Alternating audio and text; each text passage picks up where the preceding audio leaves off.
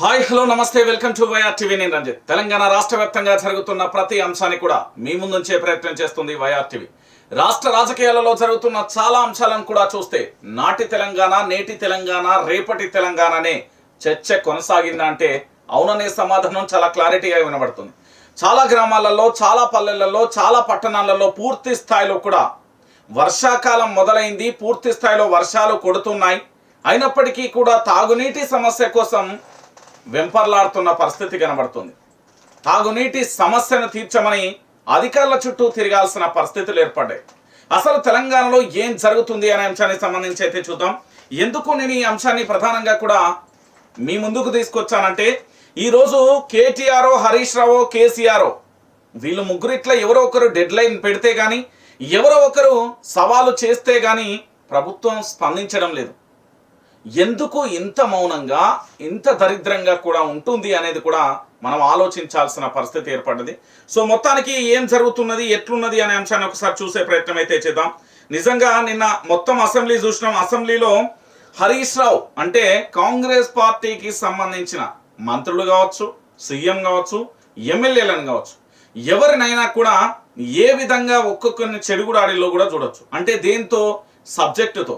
అక్కడ కాగితాల మీద రాసున్న ప్రతి అంశాన్ని కూడా మీరు ఏదైనా మాట్లాడండి, కానీ ప్రజలు అంతిమ తీర్పు ఇస్తారనే పద్ధతి. దాంతోపాటు మీరు పేపర్లో ఉండే మేము అడిగే ప్రశ్న ఏంటి, మీరు చెప్పే సమాధానం ఏంటి అనేది ప్రధానంగా కూడా చర్చనీయాంశంగా మారింది. సో దానికి సంబంధించి అసలు ఏం జరుగుతున్నది, ఏం కథ అనేది కూడా ఒకసారి మనం చూసే ప్రయత్నం అయితే చేద్దాం. వాస్తవ కోణాలన్నింటిని కూడా పరిశీలిద్దాం. నిజానికి తెలంగాణ రాష్ట్ర వ్యాప్తంగా ఏం జరిగింది, ఎట్లున్నది, నిన్నటి పరిస్థితులు ఏంటి అనేది ఒక్కసారి ఆరా తీసే ప్రయత్నం అయితే చేద్దాం. ఏం జరుగుతున్నది అనేది ఒకసారి చెప్పే ప్రయత్నం అయితే చేద్దాం. రేవంత్ సర్కార్ నిజంగా చిక్కులలో పడిందా, లేకపోతే ఏం జరిగింది అనేది ఒకసారి మీకు వివరించే ప్రయత్నం చేస్తాం. మీకు ఇక్కడ కనబడుతున్నది చూస్తున్నారు కదా, ఇది శనివారం రోజు, అంటే నిన్నటి రోజు నంది మేడారం పంపుల నుంచి ఎగజిమ్ముతున్న గోదావరి జలాలకు సంబంధించిన ఫోటో ఒకసారి ఇక్కడ చూడొచ్చు. పూర్తి స్థాయిలో కూడా నంది మేడారం పంపుల నుంచి ఎగజిమ్ముతున్న గోదావరి జలాలను చూసారు. ఏమైంది, బీఆర్ఎస్ డెడ్ లైన్ పెట్టింది, కాళేశ్వరం హెడ్ లైన్ అయిపోయింది. ఎందుకు అయిపోయింది ఒక్కసారి మనం చూద్దాం. దెబ్బ తగిలితే గానీ ధర్మం గుర్తుకు రాలేదు కాంగ్రెస్ సర్కార్కు. ప్రభుత్వం ప్రజల క్షేమం కోసం పని చేయాలన్న రాజధర్మం పక్కన పెట్టి రాజకీయాలను చేయాలనుకుంటుంది. పిఆర్ స్టంటులతో గత ప్రభుత్వం మీద అలా బురద జల్లుకుంటూ పోతూనే ఉండాలనుకుంది. కాళేశ్వరం వృధాని నిరూపించడం కోసం లక్షల క్యూసెక్ల కాళేశ్వరం నీటిని సముద్ర పాలు చేసింది. ఆ పాపాలని గత ప్రభుత్వం ఖాతాలో వేయాలనుకుంది. కానీ ఏమైంది, ఆ ఎత్తుగడ ఎదురు తన్నింది. ఎందుకు అంటే చెప్తాను నేను. కేటీఆర్ గర్జనతో ఎగిసింది గంగా అంటూ కూడా చూడొచ్చు. అసలు ఏం జరిగింది అంటే, కాళేశ్వరం పంపులను నడిపి గోదావరి జలాలను రైతులకు ఇవ్వాలని బీఆర్ఎస్ ఎన్ని రోజుల నుంచి మొత్తుకుంటున్నా పట్టని రేవంత్ సర్కార్ నిన్నటి కేటీఆర్ బృందం మేడిగడ్డ పర్యటనతో ఉడిక్కిపలింది. ఈ పర్యటనతో మేడిగడ్డ వద్ద పరవళ్లు తొక్కుతున్న అఖండ గోదావరి ప్రవాహాన్ని ప్రజలు చూశారు. చెక్కు చెదరకుండా ఉన్న మేడిగడ్డ బ్యారేజీని పారుతున్న లక్షల క్యూసెక్ల నీటిలో కొట్టుకుపోతున్న అబద్ధాలను, వంచలను చూశారు. ఇక వాస్తవాలు ప్రజల కళ్ళకు కట్టాయి. దీనికి తోడు కాళేశ్వరం నీటి ఎత్తిపోతలను బీఆర్ఎస్ డెడ్ లైన్ విధించింది. 50,000 మంది రైతులతో ముట్టడికి హెచ్చరికలు జారీ చేయడంతో హడలిపోయింది. మేఘాల మీద ఎల్లంపల్లిలో పంపులను ప్రారంభించింది ప్రభుత్వం. తెలంగాణ భాషలో చెప్పాలంటే దెబ్బకు దయ్యం వదిలింది అన్నట్టుగా ఉన్న పరిస్థితి కనబడుతుంది. అయినా గాలివాటుగా అధికారంలోకి వచ్చిన కాంగ్రెస్ ప్రభుత్వానికి ఇది కొత్త కాదు. పార్లమెంట్ ఎన్నికలకు ముందు కేసీఆర్ రైతు పరామర్శ యాత్ర జరిపి హెచ్చరిక చేస్తే తప్ప మిడ్మానేరు నీటి విడుదల కాలేదు. ఇక హరీష్ రావు మాజీ మంత్రి హరీష్ రావుకు సంబంధించి రాజీనామా సవాలు చేసి మిన్ను ఏకం చేస్తే గానీ రైతు రుణమాఫీపై కదలలేదు. ఇప్పుడు కాళేశ్వరం నీరు ఎత్తిపోతల కూడా అదే అంటూ కూడా చూడొచ్చు. ఇక దానితో పాటుగా ఇటు నంది మేడారం, గాయత్రి పంపులలో నుంచి గోదావరి జిల్లాలు ఎగసిమ్మిన తీరు మళ్ళీ కేసీఆర్ హయాం నాటి రోజులను గుర్తుకు తెచ్చాయి. ఎండిన పంటలతో బోరుమంటున్న రైతులకు మరోసారి కేసీఆర్ లాలన గుర్తుకు వచ్చాయి. కాళేశ్వరం ముట్టం, కన్నపల్లి ముట్టం అని ప్రభుత్వం ఇంకా అవే రాజకీయాలు చేయాలనుకున్న ఎల్లంపల్లిలోని టీఎంసీల లెక్క సహకరించే పరిస్థితి అయితే లేదు. కేసీఆర్ నిర్మించిన నంది మేడారం తదితర పంప్ హౌస్లు ఎలాగూ వాడరు. ఇక కన్నపల్లి పంప్ హౌస్ వాడడానికి బిడియం ఎందుకు? నీటిని ఎత్తిపోసే పంపుల నుంచి ఆ నీటి నిల్వను రిజర్వాయర్లు మిడ్మానేరు, రంగనాయక సాగర్, మల్లన్న సాగర్, కొండపోచమ్మ సాగర్ సహా అన్ని కేసీఆర్ కట్టించినవి. ఆఖరికి ఇప్పుడు నీరు ఎత్తిపోస్తున్న ఎల్లంపల్లి కూడా కేసీఆర్ పూర్తి చేశారు. బతిమాలితే పని కాదని, బడితే పడితే తప్ప పని జరగదని, కొరడా రులిపిస్తే తప్ప సర్కారు ముందు మరోసారి రుజువైంది. అయినా ఇది ప్రారంభం. ముందు రోజులలో బహుత్ కుచ్ బాకీ హై అంటూ కూడా ప్రధానమైన అంశాన్ని చూడొచ్చు. ఇది ప్రస్తుతం డెడ్ స్టోరేజ్ చేరిన రంగనాయక సాగర్ కు సంబంధించిన రిజర్వాయర్ అండి. అసలు ఏం జరిగింది ఇక్కడ ఒక్కసారి చూడొచ్చు. తప్పన్న ప్రాజెక్టు ఇప్పుడు ఎట్లా ఉప్పైంది? రానే రాధన్న గోదావరి గంగ ఇప్పుడు ఎట్లా ఉప్పొంగుతుంది? గిర్రున తిరిగిన ఈ పంపులు కాళేశ్వరం అనేవి కావా? బిరబిర ఎగిసిన ఈ నీళ్లు కాళేశ్వరం అనేవి కావా? జర్రున పారే కాలువలు కాళేశ్వరం అనేవి కావా? రేపటి రోజున నిండే సాగరాలు కాళేశ్వరి కావా? వృధా అయింది ప్రజాధనమా? కాంగ్రెస్ మాటల. కేటీఆర్ అల్టిమేటం ఇవ్వడానికి ముందు ఈ నీళ్లు ఎత్తిపోసి ఉంటే వేల ఎకరాలలో పంటలు ఎండేవి కాదు కదా. ఎండిన రంగనాయక సాగర్ కు సంబంధించి నిండేను వేగంగా అంటూ కూడా చూడొచ్చు. సో మొత్తానికి ఇప్పుడు కాంగ్రెస్ ప్రభుత్వం ఏం చేస్తున్నది అంటే అల్టిమేట్ గా మనం కొన్ని అంశాలను చర్చించాలి. తెలంగాణ బిడ్డలారా ఒకసారి ఆలోచించండి. కాళేశ్వరం ప్రాజెక్టుకు సంబంధించి గోదావరి జలాలపై అడ్డుకట్టగా కట్టి అక్కడి నుండి నీళ్లను ఎత్తిపోసే ప్రాసెస్, అక్కడి నుండి బ్యారేజీలకు, రిజర్వాయర్లకు, ఇక ప్రాజెక్టులకు సంబంధించి నిండుకుండలా మారే చేసే ప్రయత్నానికి సంబంధించి కేసీఆర్ భగీరథ ప్రయత్నమే చేసిండు. ఆయన ఎక్కడా కూడా ప్రాజెక్టుల విషయంలో మీరు ఒక్కసారి ఆలోచించాలి. తెలంగాణ ప్రాంత బిడ్డలారని మళ్ళీ చెప్తా ఉన్నా. ఈరోజు తెలంగాణ ప్రాంత బిడ్డలు దయచేసి మీరందరూ ఆలోచించాల్సిన ఒక అంశం ఉంది. ఈ రోజు కాంగ్రెస్ ప్రభుత్వం చెప్పిన మాటలన్నీ కూడా నీటి మూటలే అని తెలిపోయినాయి. కాంగ్రెస్ ప్రభుత్వం చేసిన హామీలన్నీ కూడా డొల్లతనం అని తెలిపోయింది. కాంగ్రెస్ మాటలన్నీ కూడా నిజంగా చెప్పాలంటే 6 గ్యారెంటీలు 420 అనే అబద్ధాలు తేటతెల్లమైపోయినాయి. వాళ్ళు అసెంబ్లీలో మాట్లాడుతున్న తీరు, వాళ్ళు చేస్తున్న వ్యాఖ్యలు, వాళ్ళు అసలు ఏం మాట్లాడుతున్నారు, ఏ విధంగా వారి యొక్క ప్రయాణం కొనసాగుతుందో కూడా మనం చూసాం. ఫైనల్ గా ఇక్కడ ఏంది అంటే విపక్షం చేతిలో ప్రభుత్వం బందీ అయిపోయింది. ఏ విధంగా అంటే విపక్షం చేసిన పనులన్నింటినీ కూడా నేను ముట్టుకోను బాబో, అది ముట్టుకుంటే మళ్ళీ కేసీఆర్ పేరు వస్తుంది, ఒక్క కేసీఆర్ పేరు ఎక్కడ వస్తుందో అన్న భయంతో కనీసం రిజర్వాయర్లు కానీ, పూర్తి స్థాయిలో ప్రాజెక్టులు కానీ, వాటికి సంబంధించిన నీటిని ఎత్తిపోయడానికి వీళ్లకు చేతులు రావట్లేదు అంటే ఒకసారి ఆలోచించండి. వీళ్ళు కేవలం రాజకీయ ఎజెండాతోనే ముందుకెళ్తున్నారు తప్ప మరి ప్రజల ఎజెండా వద్దా అనేది ఒకసారి మనందరం కూడా ఆలోచించాలి. తెలంగాణ ప్రాంత బిడ్డలారా దయచేసి ఒక్కసారి ఆలోచించండి. నేను చెప్పే అంశం ఏంటంటే ఇక్కడ ప్రధానంగా కూడా మీరందరూ కూడా ఆలోచిస్తున్న విషయం, ఇక్కడ పూర్తి స్థాయిలో ఇక్కడ అంటే మనం ఏదైతే గోదావరి జలాల పైన కట్టిన ఈ ప్రాజెక్టుకు సంబంధించి కావచ్చు, ఈ నీళ్ళన్నీ కూడా వెళ్తున్న ప్రవాహానికి సంబంధించి కావచ్చు, ఇక్కడి నీళ్లను ఎత్తిపోయడానికి ఈ నీళ్లను ఎందుకంటే ఎత్తిపోయడానికి ప్రభుత్వానికి చేతులు రావట్లేదు. ఎందుకంటే అవన్నీ కూడా కేసీఆర్ కట్టిన ప్రాజెక్టులు కదా. కేసీఆర్ కట్టిన ప్రాజెక్టులు కాబట్టి రేపు ఎక్కడ కేసీఆర్ కు పేరు వస్తుందో అనే ఒక దద్దమ్మ ధోరణిలో ఉంది అని చెప్పడంలో ఎలాంటి డౌట్ లేదు. నేనేమంటున్నానంటే ప్రాజెక్టులు ఏది కట్టినా కూడా అది ప్రజలకు ఉపయోగపడే ప్రాజెక్టే కదా. ఈ రోజు తెలంగాణ రాష్ట్రానికి మొత్తానికి తాగునీరుకు సంబంధించి కాళేశ్వరం ప్రాజెక్ట్ అని నిలబడింది. మేడిగడ్డ నిలబడ్డది, కూలిపోతాయి, కాలిపోతాయి, లేకపోతే బొందలగడ్డ, లేకపోతే ఇంకొకటి రకరకాల పేరు పెట్టచ్చు కాంగ్రెస్ పార్టీ. కానీ అల్టిమేట్ గా ఇక్కడ ఏం జరిగింది? ప్రాజెక్ట్ అనేది అద్భుతంగా ఉన్నది. ప్రాజెక్టు జోలికి వచ్చిన వాళ్ళు మాత్రం కథమయ్యారు తప్ప ప్రాజెక్టులు మాత్రం తెలంగాణ ప్రాంత బిడ్డల ముందు చాలా స్పష్టంగా కూడా కనబడుతున్నాయి. నేను ఎందుకు ఈ విషయాన్ని చెప్తున్నానంటే తెలంగాణ బిడ్డలారా ఒకసారి మీరు అందరూ ఆలోచించండి. ఈ రోజు కేసీఆర్ డెడ్ లైన్ పెడితేనో, లేకపోతే కేటీఆర్ డెడ్ లైన్ పెడితేనో, లేకపోతే హరీష్ రావు సవాలు చేస్తానో, కానీ ఈ ముగ్గురు చేయకపోతే ప్రభుత్వం ఎలా ఉంది అంటే దున్నపోతు మీద వాన కొట్టినట్టు ఉన్నది. వీళ్ళు ముగ్గురు ఏదో ఒక మాట అని లేదా ప్రతి సవాళ్ళు చేస్తే గానీ ప్రభుత్వం స్పందించని దుర్మార్గమైన స్థితిలో ఉంది. అంటే తెలంగాణలో ఏం జరుగుతుంది అనే కోణాన్ని మనం చాలా స్పష్టంగా కూడా ఆలోచించాలి.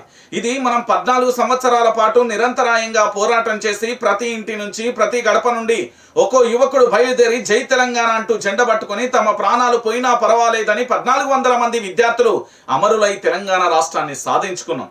ఆ సాధించుకున్న తెలంగాణలో 2014 నుంచి 23 వరకు అద్భుతమైన పరిపాలన కొనసాగింది. 2023 నుంచి ఇప్పటి వరకు జరుగుతున్న ఈ పరిపాలనకు సంబంధించి వాస్తవాలను మనం ఒక్కసారి చూస్తే కనీసం వచ్చి 7 నెలలు అయితే లేదు. కుక్కలు చంపిన ఇస్తారాకి అయిపోయింది. ఎక్కడికక్కడ ఎటు చూసినా ఎండాకాలంలో కరెంటు కోతలు చూస్తాం, ఇప్పటికీ వర్షాకాలంలో తాగునీటి కష్టాలు చూస్తున్నాం. ఇంకో పక్కన ఇంకో అడుగు ముందుకేస్తే బడి పిల్లగాళ్ళు చదువుకోవడానికి శత్రులు పట్టుకొని ఉంటున్న పరిస్థితి. ఇంకో అడుగు ముందుకేస్తే జర్నలిస్టుల మీద దాడులు, అక్రమ కేసులు. ఇంకో అడుగు ముందుకేస్తే దౌర్జన్యాలు, దాడులు జరుగుతున్న పరిస్థితి. బ్లాక్మెయిల్లు జరిపించి ఎమ్మెల్యేలను వాళ్ళ పార్టీలోకి తీసుకెళ్తున్న ఒక దుర్మార్గమైన చర్య కనబడుతుంది. ఓ పక్కనేమో సెంట్రల్లో ఉన్న రాహుల్ గాంధీ ఏమో చేతుల భారత రాజ్యాంగాన్ని పట్టుకొని తను ఏంది అంటే పార్టీ ఫిరాయింపులను వ్యతిరేకిస్తారు. కానీ తెలంగాణలో ఉన్న ముఖ్యమంత్రి రేవంత్ రెడ్డి మాత్రం పార్టీ ఫిరాయింపులకు సంబంధించి ఎక్కడా కూడా మాట్లాడరు. ఎందుకంటే వీన్ని బ్లాక్మెయిల్ చేసి ఎట్లా పార్టీలోకి రావాలి, తన యొక్క సంఖ్యాబలాన్ని పెంచుకోవడానికి చూస్తుండే కానీ ప్రజల యొక్క అభివృద్ధిని చూడట్లేదు. ప్రజల యొక్క ఆర్థిక పరిస్థితి, ప్రజల యొక్క ఎదుగుదలను చూడని పరిస్థితి కనబడుతుంది. ఓ గ్రామంలో రుణమాఫీ దాదాపుగా 3-4 గ్రామాలకు రుణమాఫీ కాలేదంటే మీరు నమ్ముతారా? వాళ్ళు వెళ్ళి బ్యాంకర్ల దగ్గర ఆందోళన వ్యక్తం చేయాల్సిన పరిస్థితి ఏర్పడింది. మేమేం పాపం చేశామంటూ కన్నీళ్లు పెట్టుకున్నారు రైతులు. ఆగస్టు 15 లోపు డెడ్ లైన్ పెట్టిన ఈ రాష్ట్ర ముఖ్యమంత్రి రేవంత్ రెడ్డి కాంగ్రెస్ ప్రభుత్వం ప్రజలను ఎంత ఘోరంగా హింసిస్తుంది అనేది కూడా మీకు ఆగస్టు 15 తర్వాత నేను క్లియర్గా చూపెడతా. దానికి సంబంధించిన ప్రణాళిక సిద్ధమైంది. రేవంత్ రెడ్డి గారు ఏం చేస్తున్నారు, గతంలో బీఆర్ఎస్ పార్టీ ఎంత అద్భుతంగా పరిపాలన చేసింది అనేది కూడా మనం చూడొచ్చు. ఇక దానితో పాటుగా ఒక్కసారి మళ్ళీ చెప్తా ఉన్నా, కాంగ్రెస్ ప్రభుత్వానికి చిన్న విజ్ఞప్తి చేస్తా ఉన్నా, సలహా ఇస్తా ఉన్నా, మీరేమన్నా అనుకోరు. ఇది కేసీఆరే కట్టిండి కదా అని సెక్రటరియట్కు పోకుండా వాళ్ళనైతే కూర్చోకుండా రివీల్ చేయకుండానైతే ఉంటలేరు కదా. అదే ప్రగతి భవన్కి సంబంధించి ఈరోజు మహాత్మా జ్యోతిరావు పూలే అని పేరు పెట్టి మీ 2 మంత్రులు అందులో నివాసం అయితే ఉంటున్నారు కదా. ఇదే కేసీఆర్ కట్టిన బిల్డింగుల్లోనే పరిపాలన కొనసాగుతుంది కదా. ఇదే కేసీఆర్ కొన్న వాహనాలలోనే కదా మీరు ప్రయాణం చేసేది. ఇదే కేసీఆర్ చేసిన రోడ్ల మీదనే కదా మీరు వెళ్ళేది. అదే కేసీఆర్ కట్టిన కట్టడాలను చూసుకుంటూనే కదా మీరు పోయేది. నేనేమంటున్నానంటే ఒక ప్రభుత్వం మారిన తర్వాత గత ప్రభుత్వం ఏమైతే అభివృద్ధి పనులు చేసిందో వాటిని కంటిన్యూ చేసుకుంటూ పోతూ, గత ప్రభుత్వానికి సంబంధించిన పథకాలు ఏవైతే ఉన్నాయో వాటిని కంటిన్యూ చేసుకుంటూ పోతూ మీరు ఇచ్చిన హామీలను ప్రజలకు అమలు చేసి వారు ప్రజలందరూ ఆమోదయోగ్యం పొందేలా చూసుకోవాలి. కానీ కళ్యాణ లక్ష్మితో పాటు తులం బంగారం ఇస్తా అన్నారు, అది అటకెక్కిపోయింది. పింఛన్ల పెంపు ఇప్పటి వరకు అతిగతి లేని పరిస్థితి. ఇక దానితో పాటుగా మరొక అంశం ఏంటంటే గొర్రెల పంపిణీ ఆగమైపోయింది. చేపల పెంపకానికి సంబంధించి లేని పరిస్థితి కనబడుతుంది. అయితే తెలంగాణలో ఏం జరుగుతుంది అనేది ఒక్కసారి మన అందరం కూడా ఆలోచించాలి. ఈ మాటకు చెప్తే తెలంగాణ ప్రాంత బిడ్డలారా దయచేసి మనందరం ఆలోచించాల్సింది ఏంటంటే రేపు భవిష్యత్తులో ఈ రోజు కాళేశ్వరం ప్రాజెక్టు కనుక నిర్లక్ష్యం చేస్తే రేపు తెలంగాణలో ఏది గోదావరి చుట్టూ నీళ్లు ఉండి చుక్కా దొరకని నా తెలంగాణ భూమి అని మనం ఏవైతే పాటలు పాడుకున్నామో తర్వాత మనం పాడాల్సిన పాటలు ఏముంటాయి తెలుసా? గోదావరి కాదు, కాళేశ్వరం చుట్టూ ఉన్న ప్రాజెక్టులను మేము వినియోగించుకోలేక ఈ రోజు నీళ్ల కోసం మేము కన్నీళ్లు పెట్టుకోవాల్సిన పరిస్థితి వస్తున్నది అనే పరిస్థితులు రాబోతున్నాయి. దయచేసి మీరందరూ కూడా ఆలోచించుకోండి. నేను ఇక్కడ చెప్పే ప్రతి అంశానికి సంబంధించి విపక్షమే రావాలి, విపక్షమే పోరాటం చేయాలి, వాళ్ళు చేస్తేనే మేము ఇస్తామంటే అది మీ యొక్క చాతగాని తనమైపోతుంది. మీ ప్రభుత్వం ప్రజలు అధికారంలోకి ఇచ్చినప్పుడు ప్రజలు ఖచ్చితంగా కూడా మీకు ఇచ్చినప్పుడు మీరు చేయాల్సిన అంశం ఏంది? ప్రజాపాలన చేయాలి, ప్రజారంజకమైన పాలన చేయాలి, ప్రజలు ఇచ్చే ఆమోదయోగ్యమైన పాలన చేయాలి. కానీ మనం చేస్తున్నది ఏంది? నాకు ఇప్పుడు ఒక మాట అనిపిస్తున్నది, అసలు మీరు పరిపాలన చేస్తున్నారా బీఆర్ఎస్ పార్టీ పరిపాలన చేస్తున్నారా అనే కాడికి వచ్చింది. ఎందుకంటే విపక్షం కదులుతేనే అధికార పక్షం కదులుతాను ఎందుకు అనేది ఇక్కడ ఒక క్లారిటీ కూడా మీరు మిస్ కావద్దు. వీళ్ళకు అడ్మినిస్ట్రేషన్ ఏదైతే ఉందో ఈ అడ్మినిస్ట్రేషన్ ఇప్పటి వరకు కూడా ఐడియా రావట్లేదు. అంటే పరిపాలన ఎట్లా చేయాలి, ఈ పరిపాలనకు సంబంధించి ఎట్లా చేస్తే తెలంగాణ బాగుపడుతుంది, ఈ తెలంగాణకు సంబంధించి పూర్తి స్థాయిలో కూడా కనీసం ఈ తెలంగాణను ఏ విధంగా అభివృద్ధి చేయొచ్చు అనేది కూడా ఇప్పటి వరకు కూడా తెలియట్లేదు తెలంగాణ బిడ్డలారా. నేను ఎందుకు చెప్తున్నా అంటే ఒక ప్రభుత్వం ప్రవేశపెట్టే పథకాలు కానీ లేకపోతే ఇతరత్ర కానీ వాటికి సంబంధించిన మూలాలను కానీ ఇప్పటి వరకు ఎక్కడా లేదు. ఈరోజు కాళేశ్వరం ప్రాజెక్టుకు సంబంధించి అది కన్నెపల్లి పంప్ హౌస్ అయితేంది, లేకపోతే పూర్తి స్థాయిలో మీరు చూస్తున్నారు కదా ఇక్కడ నంది మేడారంగానికి సంబంధించిన పంపులు అయితేంది, ఏదైతేంది కేటీఆర్ అడుగు పెట్టాలి, కేసీఆర్ అడుగు పెట్టాలి, హరీష్ రావు అడుగు పెట్టాలి. ఈ ముగ్గురు అడుగు పెడితే తప్ప వీళ్ళలో చలనం రాకపోతే చలనం రాదంటే ఇక మనం ఏం చేస్తాం? తెలంగాణ ప్రాంత బిడ్డలారా ఒకసారి మనం అందరం ఆలోచించాలి. అంటే విపక్షం కదులుతేనే మేము పనిచేస్తాం, విపక్షం అడుగులు వేస్తేనే మేము పనిచేస్తాం. కానీ మాకు సోయి లేదు. మేము ఏది 6 గ్యారంటీలు 13 అంశాలు ఇచ్చినాం, ఆ అంశాలన్నింటినీ మేము అమలు చేయాలి, ఆ బాధ్యత మాపై ఉన్నదన్న సోయి లేకపోతే మనం ఏం చేస్తాం? ఒకసారి ఆలోచించండి. ఈరోజు మీరు ప్రాజెక్టుల గురించి చిన్న అంశంగా చూడొచ్చు, కానీ ఎండాకాలంలో కూడా మత్తళ్ళు దొక్కి గోదావరి మన కాళ్ళ దగ్గరికి గలగలగలగలని పారుకుంటూ పోయేలా చేసింది కేసీఆర్. నేను చెప్తా ఉన్నా కదా, ఆ బీడుబడ్డ భూములని పచ్చటి మాఘాని లెక్క భూతల్లి మొత్తం ఇట్లా రంగులు అద్దుకుందా అన్నట్టు అద్భుతంగా కూడా కనిపించిన పరిస్థితి. ఈ భారతదేశంలోనే అన్నపూర్ణ రాష్ట్రంగా తెలంగాణ రాష్ట్రం ఉన్నది. ఇవన్నీ మనం అందరం ఆలోచించాలి, లేకపోతే మనం బాధపడాల్సిన పరిస్థితి ఏర్పడుతుంది. చాలా క్లారిటీగా చెప్తున్నా, తెలంగాణ రాష్ట్రాన్ని ఉద్యమం చేసిన ఆయననే రాష్ట్రాన్ని పరిపాలిస్తే 10 సంవత్సరాల పాటు దాని ఫలాలు మీరు చూసి ఇప్పుడు గ్రౌండ్ లెవెల్లో తెలంగాణ ప్రజలు ఏమనుకుంటున్నారు? కేసీఆర్ ఉంటేనే బాగుండు, కేసీఆర్ అత్తనే బాగుండు, అయ్యో కేసీఆర్ అత్తడు అనుకున్నాం, కేసీఆర్ రాకపాయే, ఎంత మోసానికి వచ్చింది అని కన్నీళ్లు పెట్టుకున్న పరిస్థితి అది. ఇప్పుడు మనం చేతులు కాలినాక ఆకులు పట్టుకుంటే ఏం ప్రయోజనం లేదు. ఇప్పటికైనా స్థానిక సంస్థలు, ఇప్పటికే అసెంబ్లీ ఎన్నికలలో వీళ్ళకు బలం ఇచ్చి అన్యాయం చేసాం. పార్లమెంట్ ఎన్నికలలో తెలంగాణకు కేంద్ర బడ్జెట్ ఆగం చేసింది. తెలంగాణకు ఒక్క రూపాయి ఇవ్వకుండా తెలంగాణ పదం అనేదే కనీసం పార్లమెంట్లో నిషేధించబడిందా అన్నట్టుగా ఉన్నది. ఇంకొక అంశానికి చెప్తే, ఈరోజు తెలంగాణ రాష్ట్ర వ్యాప్తంగా ఇప్పటి వరకు కూడా రాష్ట్ర బడ్జెట్ అది అంకెల బడ్జెట్గా, లంకె బిందెల బడ్జెట్గా ఉన్నది, కానీ తెలంగాణ పరిపాలనా బడ్జెట్గా, తెలంగాణ ప్రజల ఆమోదయోగ్యమైన బడ్జెట్ లేకపోయింది. కాబట్టి మీరందరూ కూడా ఆలోచించాల్సిన పరిస్థితి ఏర్పడుతుంది. నేను ఖచ్చితంగా చెప్తున్నా, ఈరోజు కాళేశ్వరం అనేది మనకు చాలా గుండెకాయ లాంటిది తెలంగాణ ప్రాంత బిడ్డలకు. నేను ఇంకొక మాట కూడా చెప్తున్నా, దానికి ఉన్న రిజర్వాయర్లు కానీ, దానికి ఉన్న కాలువలు కానీ, మన శరీరంలో మనకు సంబంధించిన రక్తనాళాలు ఏ విధంగా ఉంటాయో, మనకు శరీరం మొత్తం రక్తం ఏ విధంగా ప్రవహిస్తుందో, ఈ కాళేశ్వరం ప్రాజెక్టును మనం కాపాడుకుంటేనే తెలంగాణ రాష్ట్ర వ్యాప్తంగా కూడా తాగునీటికి ఇబ్బంది లేకుంటుంటది. మన ప్రాణాలు అంటే మన యొక్క భవిష్యత్తు బంగారమయంగా అన్న కాళేశ్వరం ప్రాజెక్టుతో ఎట్లా మారుతుంది అంటే, 3 పంటలు పండించుకోవచ్చు. అద్భుతంగా నీళ్లు ఉండి కరెంట్ ఉంటే మనం ఏదైనా చేయవచ్చు. మనం అది వ్యాపారాల విషయంలోనైతే కరెంట్ అయినా కావచ్చు, లేకపోతే మన సాగు చేసుకునే భూమికి సంబంధించి కావచ్చు, ఏదైనా కావచ్చు, పూర్తి స్థాయిలో కూడా మనం కాపాడుకోవాల్సిన అవసరం ఉంది. ఇక మేడిగడ్డ కుంగుబాటుపై అనుమానాలు, ఎన్నికల ముందే ఇలా ఎందుకు జరిగింది? బ్యారేజ్ కు ఏం జరిగినా సర్కార్దే బాధ్యత.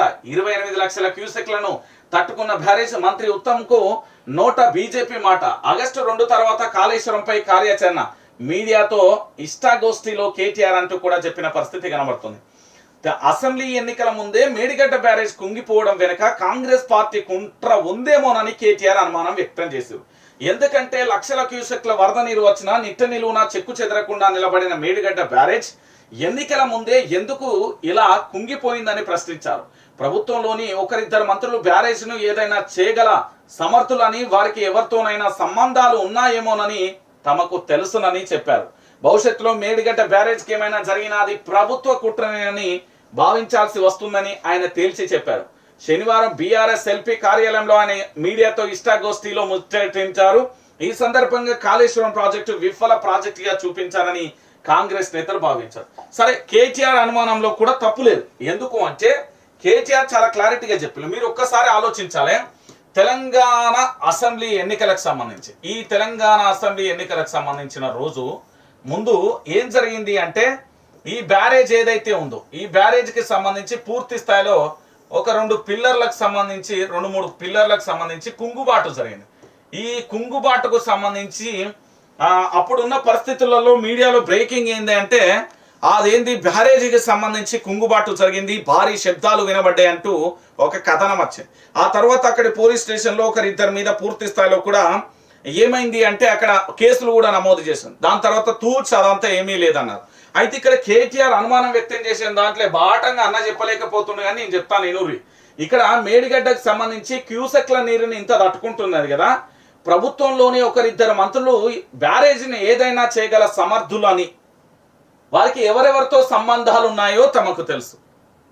ఇప్పుడు ఎవరెవరితో సంబంధాలు ఉన్నాయంటే, ఒకటి బ్యారేజీని కూల్చేటంతోనైనా సంబంధం ఉండాలి, లేదా బ్యారేజీని పేల్చేటంతో సంబంధం. అయితే ఉగ్రవాదులు అన్నా ఉండాలి, లేకపోతే ఇతర తెలుసు కదా, ఇవాళ నిన్న అసెంబ్లీలో తూటాలని పేలుస్తున్న తాట మనిషి ఎవరో తెలుసు కదా, తెలంగాణలో నేను తప్ప ఇంకెవరు లేదు ప్రజాసేవ చేసేదని చెప్తున్నది కదా, ఆ పెద్ద మనిషి అయి ఉండొచ్చు అనేది అనుమానం. ఇక పేరు మనకెందుకు, కానీ మొత్తానికి కేటీఆర్ అనుమానం వ్యక్తం చేసిన దాంట్లో కూడా తప్పు లేకపోలేదు. ఎందుకంటే అన్ని పిల్లలకు సంబంధించి ఎక్కడ ఏది జరిగింది, ఆ పిల్లర్లకే ఎందుకు జరిగింది, మళ్ళీ అది అసెంబ్లీ ఎన్నికల ముందే ఎందుకు జరిగింది అనే కోణంలో కూడా మనం చూడాల్సిన పరిస్థితి ఏర్పడుతుంది.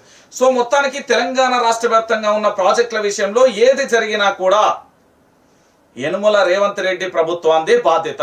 అన్ని వేల క్యూసెక్ల నీరు వస్తూనే ఉన్నాయి, పోతూనే ఉన్నాయి, బ్యారేజీ తట్టుకుంటుంది. అంటే అసెంబ్లీ ఎన్నికల ముందు ఏదో జరిగింది అంటే బ్యారేజీ మీద కూడా కుట్రలు కుతంత్రాలు జరిగినాయా అనే చర్చ కొనసాగుతున్న పరిస్థితి కనబడుతుంది. ఇక మరో అంశం, కేటీఆర్ వార్నింగ్ మోటార్లు స్విచ్ ఆన్. అల్టిమేటం ఇచ్చిన 24 గంటలలోనే ఎత్తిపోతల చెరువు 4 మోటార్లతో 12,600 క్యూసెక్ల ఎత్తిపోత. మధ్యమ నేరుకు చేరుకుంటున్న ఎల్లంపల్లి జలాలు. మొత్తానికి కాళేశ్వరం జలాల పంపింగ్ ప్రక్రియను ఆగస్టు 2లోగా ప్రారంభించకపోతే 50,000 మంది రైతులతో వచ్చే మోటార్లను ఆన్ చేస్తానని బీఆర్ఎస్ వర్కింగ్ ప్రెసిడెంట్ కేటీఆర్ చేసిన వార్నింగ్ కు రేవంత్ సర్కార్ తలవంచింది. అల్టిమేటం ఇచ్చిన 24 గంటలలోనే 24 గంటలలోనే కాంగ్రెస్ సర్కార్ ఆగమేఘాల మీద పంపులను ఆన్ చేసింది. ఎల్లంపల్లి నుంచి మధ్యమానేరు అంటే శ్రీ రాజరాజేశ్వర ప్రాజెక్టుకు శనివారం ఎత్తిపోతలను ప్రారంభించింది. అంటే ఇక్కడ విపక్షం అనేది ప్రజల పక్షాన ఎంత అద్భుతంగా పోరాటం చేస్తుంది, విపక్ష పార్టీ అనేది ప్రజల కోసం ఏ విధంగా పనిచేస్తున్నది, విపక్షం అనేది తాను అధికారంలో లేకున్నా అడ్మినిస్ట్రేషన్ తెలుసు కాబట్టి ఏది చేస్తే ఏది ప్రజలకు ఉపయోగకరంగా ఉంటది. విపక్షమైన బీఆర్ఎస్ పార్టీ, అందులో ఉన్న కేసీఆర్ కానీ, కేటీఆర్ కానీ, హరీష్ రావు కానీ, వీళ్ళు ముగ్గురు బయటికి వెళ్తే గానీ కనీసం ఈ ప్రభుత్వం స్పందించట్లేదు అంటే ఒకసారి మీరు ఆలోచించాలి. ఇక్కడ 50,000 మంది రైతులతో నేను ఆగస్టు 2 తర్వాత ఖచ్చితంగా వస్తాను, నువ్వు ఏకపోయినా నేనే రైతులతోని మోటార్ ఆన్ చేస్తా, ఖబర్దార్ బిడ్డ రేవంత్ రెడ్డి అంటే అయ్యో గంత పని ఎందుకు, నేనే ఆన్ చేస్తా అని ఆన్ చేసిండు. ఎంత భయం ప్రభుత్వానికి ఒకసారి మీరు అందరూ ఆలోచించాలి తెలంగాణ ప్రాంత బిడ్డలారా. లేకపోతే ఈరోజు తెలంగాణ ఆగమైపోతుంది. కాంగ్రెస్ అంటేనే దోకా, 6 గ్యారంటీల అమలుకు కేటాయింపులేవి, బడ్జెట్లో వాస్తవాల విస్మరణ, అబద్ధాల విస్తరణ, అసెంబ్లీలో తూర్పార వచ్చిన హరీష్ రావు, సీఎం 6 మంత్రులు అడ్డుకున్న ఆఖని వాగ్దాటి, 6 అడుగుల బుల్లెట్ అసెంబ్లీలో మాట్లాడుతుంటే AK-47 కంటే భయంకరంగా బుల్లెట్లు వదిలినట్టున్నది. ఇగో ఒకటే మాట అన్నాడు నిన్న, నాకు బాగా నచ్చిన ఒక డైలాగ్ ఉన్నది మీకు చెప్తా.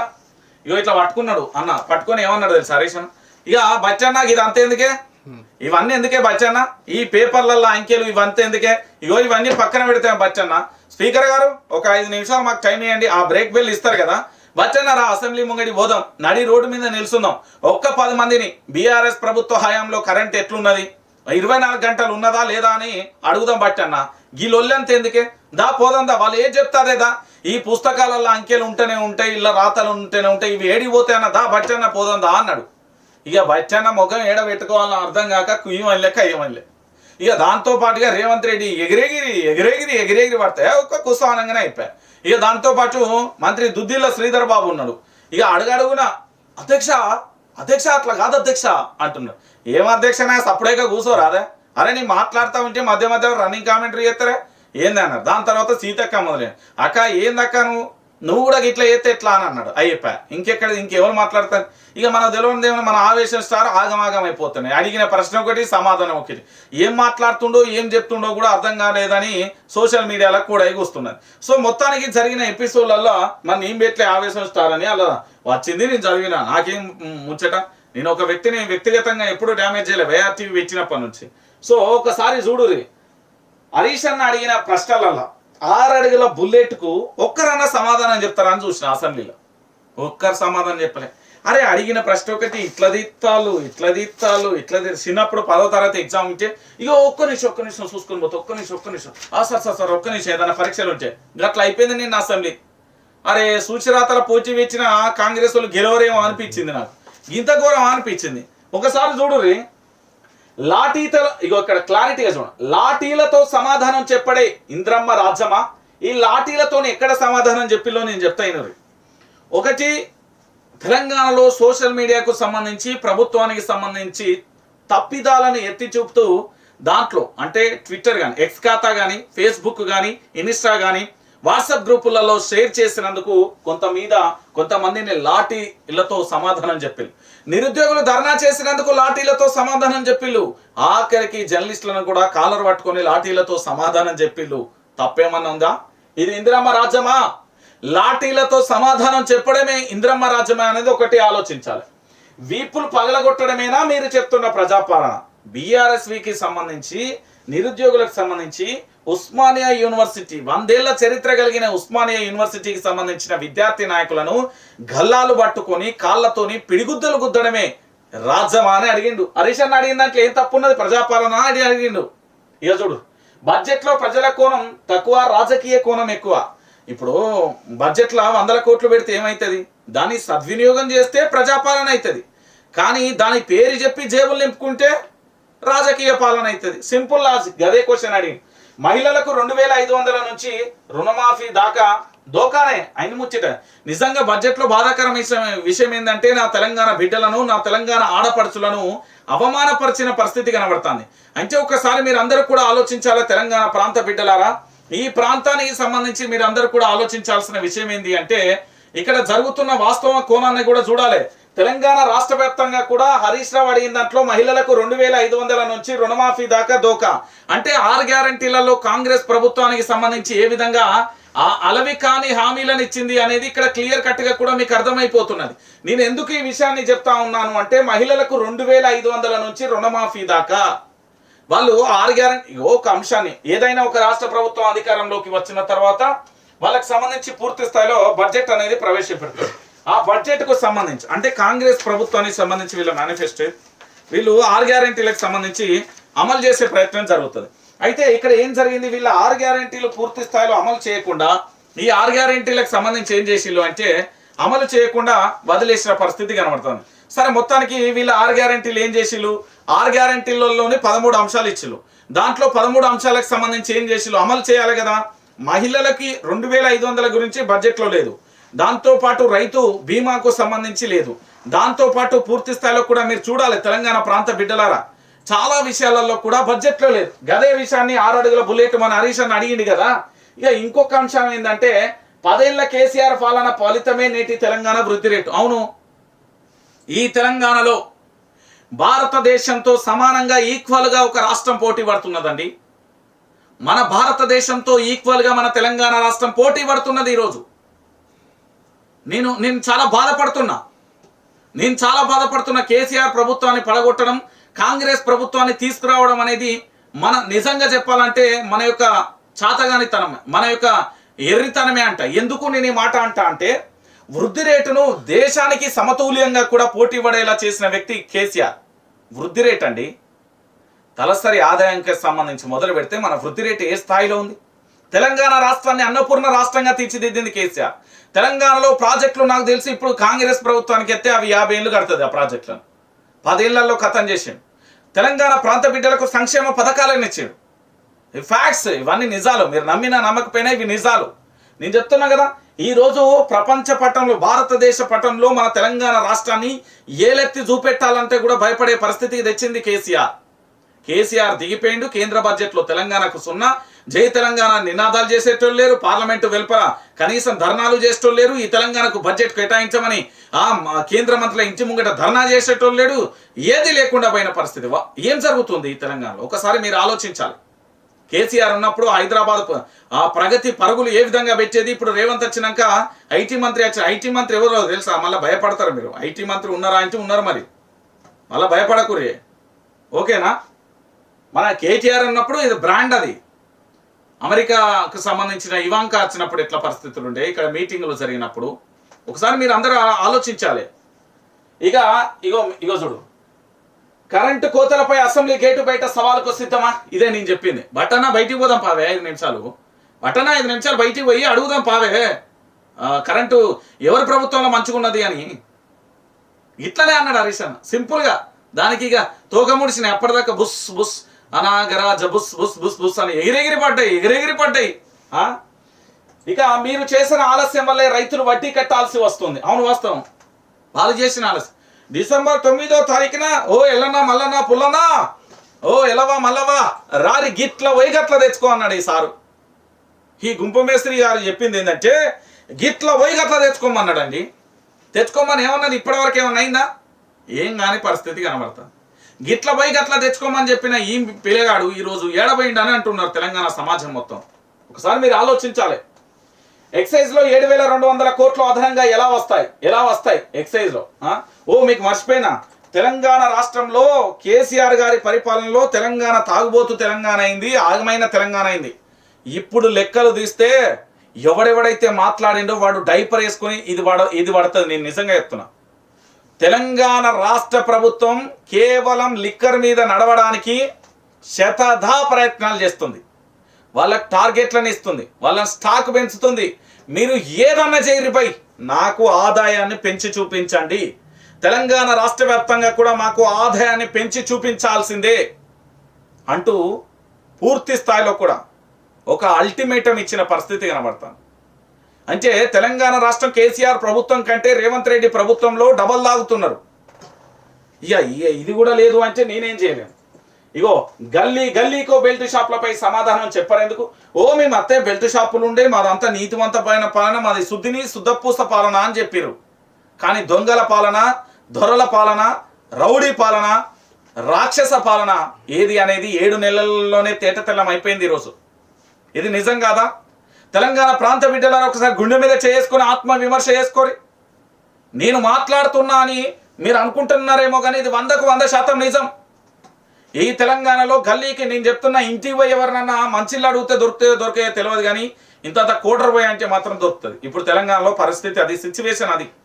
ఇది నిజం. నాడు భూములు అమ్మబోమని ఇప్పుడు ఎలా అమ్ముతున్నారు? నాడు భూములు అమ్ముతామంటే ఫ్లకార్లు పట్టుకొని, ఇట్లా ఫ్లకార్లు పట్టుకొని కొడుక ఒక్కొక్కరు ఆగం కాదు, హరిగోస కాదు, వాళ్ళది పగటేసేగానికంటే అధ్వానంగా రోడ్ల మీద కూకున్నారు, పగటేసేవానికంటే అధ్వానంగా ఆగమాగం చేసిళ్ళు. ఇప్పుడు మాత్రం అమ్ముతే మాత్రం అట నాడు తప్పు అవుతుందట, ఇవాళ ఒప్పు అవుతుందట. కొంచెం ఆ మాట్లాడడానికైనా మానవత్వం ఉండాలి. అప్పుడు ప్రభుత్వం ప్రజా సంక్షేమం కోసమే చేసింది, ఈ రోజు ప్రభుత్వం సంక్షేమం కోసమే చేస్తుంది. ఆ రోజు మీ రాజకీయ లబ్ధి కోసం, మీ రాజకీయ స్వార్థం కోసం, మీ వ్యక్తిగత స్వలాభం కోసం, మీ వ్యక్తిగత పేరు కోసం ఆ రోజు అట్లా చేశారు. ఇయ్యాల అమ్ముతుంటే అప్పుడు మాట్లాడిన బాడకవాడు ఇప్పుడు అమ్మే బాడకవాడు అంటే ఏం సమాధానం చెప్తారు? నేనంటలేను, ఇది తెలంగాణలో ఉన్న 4 కోట్ల మంది అంటారు. నేను చెప్తున్నా కదా. ఇక చూడు, 10,000 కోట్లను సభకు తెలియకుండా ఎలా తెస్తారు? అప్పులు. తెలంగాణలో ఒకరోజు రాష్ట్ర ముఖ్యమంత్రి యనుమల రేవంత్ రెడ్డి గారి ప్రభుత్వం 161 కోట్ల రూపాయల అప్పు తెస్తుందండి. ఫర్ డే, 1 డే, ఒక రోజు 24 గంటలలో. చెప్పుర్రి. 6 గ్యారంటీలపై సోనియమ్మతో అబద్ధం చెప్పించారే. మరి రాహుల్ గాంధీతో చెప్పించిళ్ళు, ప్రియాంక గాంధీతో చెప్పించిళ్ళు, మల్లికార్జున్ ఖర్గేతో చెప్పించిళ్ళు. అబ్బబ్బబ్బబ్బబ్బా, వీళ్ళే అబద్ధాల కూరంటే వాళ్ళకు పాపం అమాయకులను కూడా వీళ్ళు బలి చేసేసారు. రాజీనామా చేయాలన్న రాహుల్కు ఏం విలువిచ్చారు? ప్రజల మెమోరీ నుంచి 10 ఏళ్ల స్వర్ణ యుగాన్ని చెరపలేరు. ఇక లా అండ్ ఆర్డర్ దిగజారితనానికి లాఠీ చార్జీలే నిదర్శనం. అసెంబ్లీలో కాంగ్రెస్ పార్టీని చీల్చి చెండాడిన హరీష్ రావు. రాష్ట్రంలో 90% రైతులు పండించేది దొడ్డు రకమే. సన్నాల సాగు పెంచండి కానీ దొడ్డు రకానికి ద్రోహం చేయొద్దు. బోనస్ బోగస్ అయింది. సన్నాలను ప్రోత్సహించాలనే సదాశయమే ఉంటే సన్నాలకు 1000-1500 బోనస్ ఇవ్వాలి హరీష్ రావు. సో మొత్తానికి నిన్న 6 అడుగుల బుల్లెట్, నిన్న 6 అడుగుల వాళ్ళ యొక్క 6 గ్యారంటీలకు సంబంధించి ప్రతి దానికి కూడా ఉత్పన్నమవుతున్న ప్రశ్నకు ప్రతి దానికి కూడా బుల్లెట్లు దించుకుంటూ పోతే కనీసం సమాధానం చెప్పలేక ఎక్కడికక్కడ కూడా విలవిలలాడిపోయిందండి. ఇది వాస్తవమైన కోణం. నేను ఎందుకు ఈ విషయాన్ని చెప్తున్నా అంటే, తెలంగాణ ప్రాంత బిడ్డలారా, తెలంగాణ రాష్ట్ర వ్యాప్తంగా కూడా జరుగుతున్న అంశం ఇది. సో మొత్తానికి హరీష్ రావు నిన్న సభలో నేను చెప్తున్నా కదా, ఒకరు బాహుబలి అయితే, నేను ఇంకొక భాషలో చెప్పాలంటే మీకు సినిమాలు బాగా ఐడియా ఉంటాయి. మగధీర సినిమాలో మగధీరకు సంబంధించి అక్కడ ప్రేయస్ కోసం యుద్ధం జరిగితే ఒక్కరిని కాదు షేర్ ఖాన్ 100 మందిని ఒకేసారి పంపించు అంటారు కదా. తెలంగాణ అసెంబ్లీలో హరీష్ రావు ఒక మగధీర లెక్క నిలబడి ఎంతమంది నా మీద ఏది ప్రజల మీద లేకపోతే విమర్శలు చేయడానికి తప్పుడు లెక్కలు పట్టుకొస్తాను, ఏది ఒక్కడు కాదు 100 మందికి సమాధానం చెప్పగల సమర్థుడు హరీష్ రావు. ఇప్పటికైనా అర్థమైందా? ఒకసారి మీరు ఆలోచించాలి తెలంగాణ ప్రాంత బిడ్డలారా. ఇక దాంతోపాటు స్మార్ట్ మీటర్లు పెట్టక తప్పదు, లేదంటే డిస్కంలపై కేంద్రం చర్యలు. విధి శాఖ విధి లేని పరిస్థితి. 2017లోనే బీఆర్ఎస్ ఒప్పందం ఉదయ్లో చేరడంతోనే ముప్పు. అవును, మాకు ప్రధాన పెద్దన్న శాసనసభలో రేవంత్ రెడ్డి వెల్లడి. ఉదయ్ స్కీమ్ కు బాయికాడి మీటర్లకు లింక్ ఎట్లా పెడతారు? 2017 నాటి ఉదయ్ స్కీమ్ తో 2021 నాటి విద్యుత్ మీటర్ల ఏర్పాటు అంశం కలిపి సభను తప్పుదోవ పట్టిస్తున్నారు హరీష్ రావు. ఇగో ఇక్కడ ఏం లేదండి, ఎట్లనైనా కేసీఆర్ ప్రభుత్వం మీద బురద చల్లాలి, ఏమైనా చేసి బురద చల్లాలి. అది 600 అయినా 106 అయినా, ఆలు లేదు సూలు లేదు అల్లుడి పేరు సోమలింగం అన్నట్టు. అసలు నిజంగా 2017 నాటి ఉదయ్ స్కీమ్తో 2021 విద్యుత్ మీటర్లకు సంబంధం ఏందో నాకు అర్థం కావట్లేదు. కేంద్ర ప్రభుత్వానికి సంబంధించి అప్పటిదానికి ఇప్పటిదానికి సంబంధం ఏందో ఒక క్లారిటీ లేదు. వీళ్ళు ఖచ్చితంగా రేపు పొద్దుగాల రైతులకు మీటర్లు పెడతారు. ఇప్పుడు ఎవరైతే బాణాసంచ వెళ్తారో రేపు వాళ్ళందరూ కూడా పూర్తి స్థాయిలో సమాధానం చెప్పాలి. ఇక బాధాకరమైన విషయం, ఇక వానాకాలం సురువైంది, దవాఖానాలు కిటకిటలాడుతున్నాయి. అడమైన గోళీలు రత్తాలు, ఆగమైన ఇంజక్షన్లు ఇస్తారు. ప్రభుత్వ దవాఖానా పోతే పరిశాలు ఉన్నది. రోగులతో కిక్కిరిసిన మహబూబాద్ జిల్లా దవాఖానా కొండ నాలుకకు మందేస్తే ఉన్న నాలుకే వేయిందట. వైద్య శాఖలో విచక్షణ లేని బదిలీలు, చిన్న దవాఖానకు వెళ్లిన పెద్ద డాక్టర్లు, రోగులకు శాపంగా మారిన వైద్యుల ట్రాన్స్ఫర్లు. నగరంలోని ప్రధాన టీచింగ్ దవాఖానాలన్నీ ఖాళీ. 60% పైగా సీనియర్లకు స్థానచలన. గాంధీ ఉస్మానియాలలో నిలిచిన శస్త్రచికిత్సలు. బాధ అనిపిస్తుంది నాకు. సీనియారిటీని బట్టి ఇర్ర నాయన అంటే పైసలను బట్టి పోస్టింగ్లు ఇచ్చిలనే వార్త కూడా రూమర్ అయిపోతున్నది బయట. అంటే నేను ఎందుకు చెప్తున్నా అంటే ఈ మాట ఒకసారి మనందరం కూడా ఆలోచించాలి. వాస్తవ కోణానికి సంబంధించి తెలంగాణ ప్రాంతానికి మొత్తం చెప్పాల్సిన బాధ్యత కూడా ఉంటుంది. అసలు వాస్తవం ఏంది ఏం కథ అనేది. ఇక చూడుర్రి, ఎండిన గోదావరి సుందిళ్ళ మేటలు తేలి, ఇక చూడుర్రి ఇట్లున్నది. దిగువన గోదావరి ఉధృతంగా ప్రవహిస్తుంటే ఎగువన నీళ్లు లేక ఇసుక మేటలు దర్శనమిస్తున్నాయి. గోదావరిలో ప్రస్తుత పరిస్థితికి అద్దం పట్టే చిత్రం ఇది. ఇక్కడ ఫోటో కనిపిస్తున్నది ఇసుక మేటలు కట్టిన సుందిళ్ళ బ్యారేజ్ లోని ఎగువ భాగం. ఇక్కడ గోదావరి నీటి మట్టం గణనీయంగా తగ్గింది. వర్షాకాలం సీజన్ లో గతంలో ఎన్నడూ లేని విధంగా ఇక్కడ పరిస్థితి ఉంది. ఇప్పుడు బ్యారేజ్ లో కనిపిస్తున్న నీళ్లు ఆ కొద్దిపాటి వర్షాలు ఉన్న నీరే తప్ప పైనుంచి వచ్చినవి కాదు. అసలు విషయం ఏంటంటే గోదావరి వరద నీరు ఉధృతంగా ప్రవహిస్తే ఎల్లంపల్లి నుంచి సుందిలకు, అక్కడి నుంచి అన్నారంకి, దిగువ నుంచి మేడిగడ్డకు నీళ్లు వస్తాయి. అయితే ఎగువ గోదావరితో వరద ప్రవాహం లేక సుందిళ్ళ బ్యారేజ్ లో ఇసుక మేటలు ఏర్పడ్డాయి. ఇది ఇలా ఉంటే ప్రస్తుతం ప్రాణహిత నుంచి వస్తున్న వరద ప్రవాహంతో గోదావరి దిగువకున్న మేడిగడ్డ నిండుకుండలా మారింది అంటూ కూడా జూలై 27 పెద్దపల్లికి సంబంధించిన ఫోటో ఇది. అంటే నిన్నటి ఫోటో. అర్థమైందా ఇప్పటికైనా? కేసీఆర్ కాళేశ్వరం ప్రాజెక్ట్ ఎందుకు వచ్చిండు, ఎందుకు ఎత్తిపోతున్నాడు అంటే ఈ ఒక్క ఫోటో చూస్తే అర్థమైపోతుంది. త్వరలో మోటార్లకు మీటర్లు. అసెంబ్లీలో మోటార్లకు మీటర్లపై చర్చ. గత ప్రభుత్వం ఒప్పందం చేసుకుందన్న సీఎం విధి లేని పరిస్థితిని కల్పించారని వ్యాఖ్య. ముఖ్యమంత్రి వ్యాఖ్యలపై సర్వత్రా అనుమానాలు. మోటార్లకు మీటర్లు తప్పవా అన్న చర్చ. కాంగ్రెస్ ప్రభుత్వమే మోటార్లకు మీటర్లకు చేపట్టే కుట్ర చేసింది అంటూ కూడా చెప్పిన పరిస్థితి కనబడుతుంది.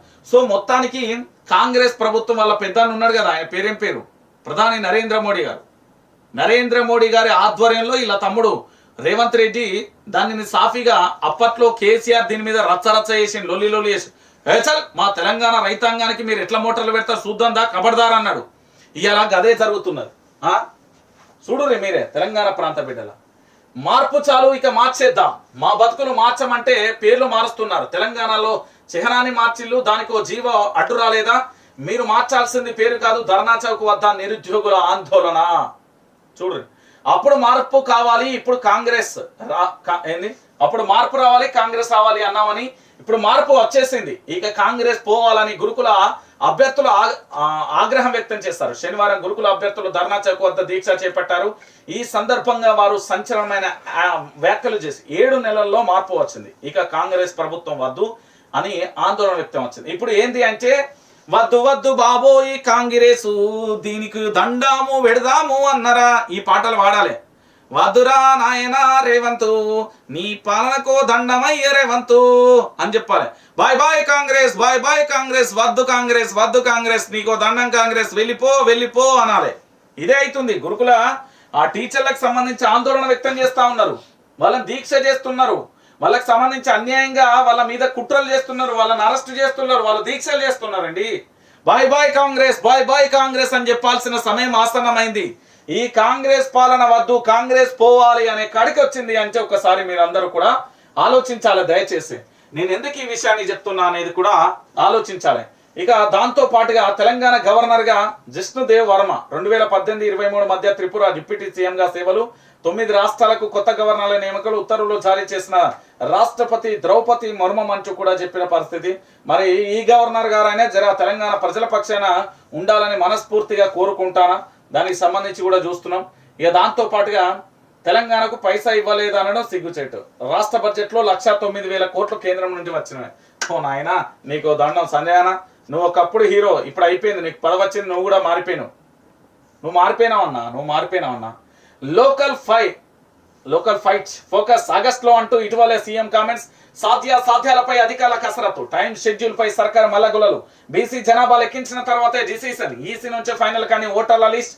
ముందు ఏంది పంచాయతీనా లేక ఎంపీటీసీ జెడ్పీటీసీ ఎన్నికల ప్రభుత్వం అధికార వర్గాలలో జోరుగా చర్చ. ఇక స్థానిక సంస్థల మీద ఎన్నికల ఫోకస్ వచ్చింది. అప్పుడు ఎవరెవరైతే అమ్మా దండం పెడతా నాయనా కాలు మొక్తా కాంగ్రెస్ కు ఓటేయాలని చెప్పిన వాళ్ళు ఇప్పుడు ఓరి అమ్మా దండం పెడతా నాయనా కాలు మొక్తా, నా తప్పైంది బాంచని, నేను ముక్కుకు నీళ్ళకి రాస్తున్నా, ఈ పాలన వద్దు, కాంగ్రెస్ వద్దు, కాంగ్రెస్ పోవాలని మొదలు పెట్టుర్రి. లేకపోతే ఆగమాగమైపోతాం, అడివడివైపోతాం. రేపు పొద్దుగాల భవిష్యత్తులో ఏం చేయాలో కూడా దిక్కు దివానా లేకుండా పోతుంది. ఇప్పుడు స్థానిక సంస్థలు వస్తున్నాయి. ఈ సంస్థలలో మనం చేయాల్సింది ఏంటంటే, మనం ఎంపీటీసీ అయినా జెడ్పీటీసీ అయినా గ్రామ పంచాయతీ అయినా కూడా వద్దు బాబోయ్ Congress, by by Congress, by by Congress. ఇప్పుడు మన వైసీపీకి సంబంధించి అప్పట్లో జనసేన అధినేత పవన్ కళ్యాణ్ బై బై అన్నారు చూడు. ఇప్పుడు తెలంగాణలో కూడా మా జనసేన అధినేత పవన్ కళ్యాణ్, మరి ఆంధ్రప్రదేశ్ డిప్యూటీ ముఖ్యమంత్రి ఉప ముఖ్యమంత్రి గారు దయచేసి మా తెలంగాణ పరిస్థితుల మీద కూడా ఆయన ఆరాధియాలి. ఇక్కడ కూడా మాట్లాడాల్సిన పరిస్థితి ఉంది, ఆగమాగం అయిపోతున్నది.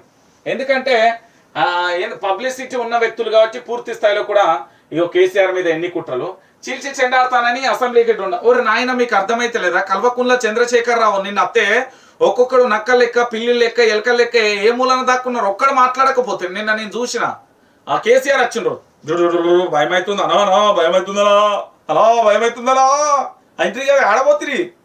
కేసీఆర్ రాకపోతే కేసీఆర్ పేరు తీయకుండా ఈ రేవంత్ సర్కార్ 6 నెలల పరిపాలన చేయమని బస్తీ మీద సవాల్ నేను చెప్తున్నా. కల్వకుంట్ల చంద్రశేఖరరావు పేరెత్తకుండా 6 నెలలు ఈ రాష్ట్ర ప్రభుత్వం పరిపాలన చేయమని. నేను అప్పుడు నేను వార్తలు చదువుడే బంద్ చేస్తాను. నేను చెప్తున్నా కదా, వార్తలే చదువుడు బంద్ చేస్తా.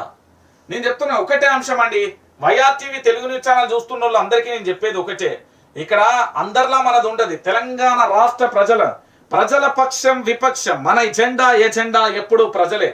నేను చెప్తున్నా కదా అందరికీ కూడా. అరే ఏంది స్ట్రిప్ వేసిల్లా? Okay right. నాకు జన్మదిన శుభాకాంక్షలు చెప్పిన వారందరికీ కూడా మనస్ఫూర్తిగా హృదయపూర్వకంగా కూడా కృతజ్ఞతలు.